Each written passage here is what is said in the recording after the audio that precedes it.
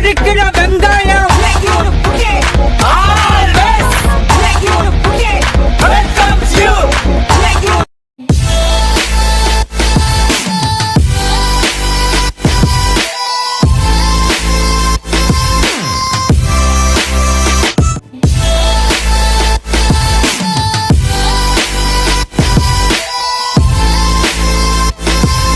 Hello friends, welcome back to Kannan Samayal. இன்றைக்கி நம்ம சேனலில் காடை குழம்பு தான் செய்ய போகிறோம். அதுக்காக ஒரு பேன் எடுத்திருக்கேன். அதில் 1 ஸ்பூன் அளவுக்கு மிளகு ஆட் பண்ணிக்கலாங்க. 1/2 ஸ்பூன் அளவுக்கு தனியா ஆட் பண்ணிக்கலாம். இதை வறுத்து எடுத்துக்கலாம். ரொம்ப கருக விடக்கூடாது, மீடியமாக வறுத்து எடுத்துக்கலாங்க. அப்போ தான் குழம்பு ரொம்ப டேஸ்ட்டாக இருக்கும். இப்போ வறுபட்டுடுச்சு. இப்போ இது ஒரு கிண்ணத்தில் ட்ரான்ஸ்ஃபர் பண்ணிக்கிறேன். இப்போ அதே பேனில் ஆயில் ஆட் பண்ணிக்கலாங்க. எண்ணெய் காயட்டும். இப்போது நம்ம எடுத்து வச்சுருக்க இஞ்சி பூண்டையும் இந்த மிளகோடு சேர்த்து நம்ம அரைச்சி எடுத்துக்க போகிறோம்.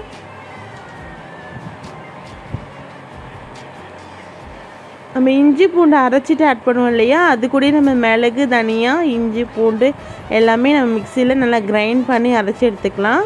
இப்போ எண்ணெய் காஞ்சிடுச்சு. கடுகு, சோம்பு, பட்டை, லவங்கம் எல்லாமே ஆட் பண்ணியாச்சு. இது பொரிஞ்சதுக்கப்புறமா நம்ம வெங்காயம் ஆட் பண்ணிக்கலாங்க. நல்லா பொரிஞ்சிடுச்சு. இப்போ நம்ம எடுத்து வச்சுருக்க வெங்காயத்தை ஆட் பண்ணிக்கலாம். வெங்காயம் 4 வெங்காயம் எடுத்து வச்சுருக்கேன். அது 4 வெங்காயம் அரிஞ்சு வச்சுருக்கேங்க. அதை ஆட் பண்ணிக்கிறேன்.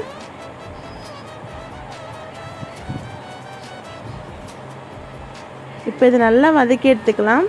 எப்போவுமே நம்ம நான்வெஜ் செய்யும்போது வெங்காயம் நல்லா வதங்கியிருக்கணும். அப்போ தான் ரொம்ப குழம்பு டேஸ்ட்டாக இருக்கும். எதுவாக இருந்தாலுமே, பிரியாணி இருந்தாலும் சரி, நல்லா வதங்கினா தான் பிரியாணி கூட டேஸ்ட்டாக இருக்கும். அதே போல் தான் இந்த குழம்பும் நல்லா வதங்கணும். அப்போ தான் குழம்பு ரொம்ப ருசியாக இருக்கும்.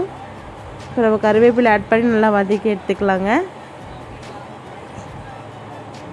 பாருங்கள், வெங்காயம் ஓரளவுக்கு நல்லா வதங்கியிருக்கு. கோல்டன் கலர் வந்துடுச்சு. இப்போ நம்ம எடுத்து வச்சுருக்க தக்காளியை ஆட் பண்ணிக்கலாங்க. தக்காளியும் சேர்த்து நல்லா வதக்கி எடுத்துக்கலாம். இது வதங்கிறதுக்காக கொஞ்சம் லைட்டாக கல்லுப்பு ஆட் பண்ணிக்கிறேங்க. தக்காளி எல்லாமே நல்லா மேஷ் ஆகணும். அந்த அளவுக்கு நம்ம நல்லா வதக்கி எடுத்துக்கலாம். இப்போ காடை பிறகு நல்லா சுத்தம் பண்ணி மஞ்சள்தூள் போட்டு சுத்தம் பண்ணி எடுத்து வச்சுருக்கேன். தக்காளி எல்லாம் நல்லா மேஷ் ஆகிடுச்சு. இப்போது நம்ம காடையை 1 by 1 ஆட் பண்ணிக்கலாங்க.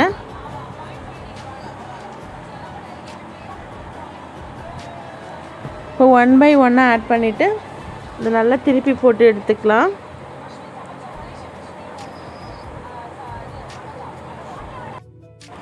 இப்போ பாருங்கள், நல்லா வதக்கி எடுத்துக்கலாம். இந்த காடை சீக்கிரமாக வெந்துடும். காடையில் ஏராளமான சத்துக்கள் இருக்குது. இது காடை சிக்கனை விட காடை சாப்பிட்லான்னு சொல்கிறாங்க. ரொம்ப ரொம்ப நல்லதுன்னு சொல்கிறாங்க. ஸோ கண்டிப்பாக காடை குழம்பு இது போல் செஞ்சு பாருங்கள். கண்டிப்பாக ரொம்ப ருசியாக இருக்கும். இப்போது நம்ம அரைச்சி வச்சுருக்க இஞ்சி பூண்டு விழுது ஆட் பண்ணிக்கலாம். அதாவது மிளகோடு சேர்த்து அரைச்சி வச்சுருக்கோம் இல்லையா, அதை ஆட் பண்ணிக்கலாம்.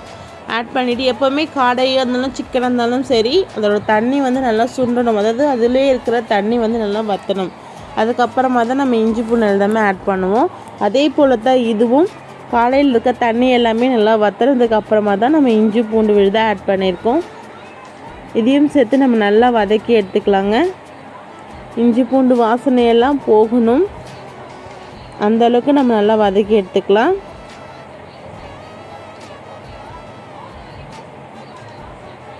இப்போ நல்லா பிரட்டியாச்சு. இப்போ நம்ம காரத்திற்கு ஏற்ப நம்ம மிளகாய் பொடி ஆட் பண்ண போகிறோம். அதுக்கு முன்னாடி நான் அரைச்ச இல்லையா, அதில் இருக்க தண்ணியை ஆட் பண்ணியிருக்கேங்க. இப்போது 1 ஸ்பூன் அளவுக்கு மல்லித்தூள், 1 ஸ்பூன் அளவுக்கு தனியாத்தூள் ஆட் பண்ணியிருக்கேன். இப்போ வீட்டிலேயே அரைச்ச மிளகாய் பொடியை ஆட் பண்ணிக்கிறேங்க. குழம்பு மிளகாய் பொடி அது 1.5 ஸ்பூன் அளவுக்கு ஆட் பண்ணிக்கிறேன். அவ்வளோதான். இதை நல்லா பிரட்டி எடுத்துக்கலாம். நல்லா பிரட்டி எடுத்துட்டு தேவையான அளவுக்கு தண்ணி ஆட் பண்ணிக்கலாங்க. அவ்வளோதான். சூப்பராக எல்லாமே நல்லா பிரட்டி வச்சு பாருங்கள், இது பிரட்டும் போதே கறி இருந்து கொஞ்சம் வெந்து வந்திருக்கு பாருங்கள். இப்போது தேவையான அளவுக்கு தண்ணி ஆட் பண்ணிக்கலாம். தண்ணி ஆட் பண்ணிவிட்டு நல்லா கொதிக்க விட வேண்டியது தான்.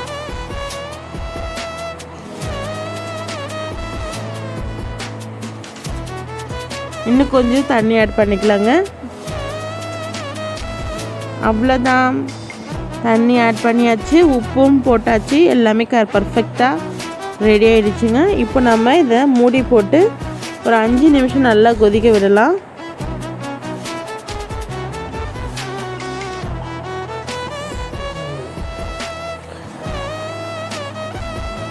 தேவையான அளவு உப்பும் ஆட் பண்ணியிருக்கேங்க.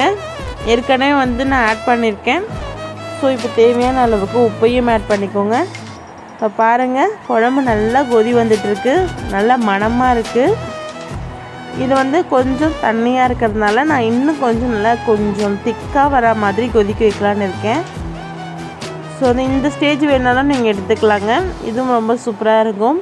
நான் இன்னும் கொஞ்சம் நல்லா திக்னஸாக வரணுங்கிறதுக்காக நல்லா கொதிக்க வைக்கிறேங்க. பாருங்கள், நல்லா சுண்டி வந்திருக்கு பாருங்கள். இன்னும் கொஞ்சம் நல்லா சுண்ட வச்சிடலாம். நம்மளுடைய சூப்பரான காடை குழம்பு ரெடி ஆகிட்டுருக்கு.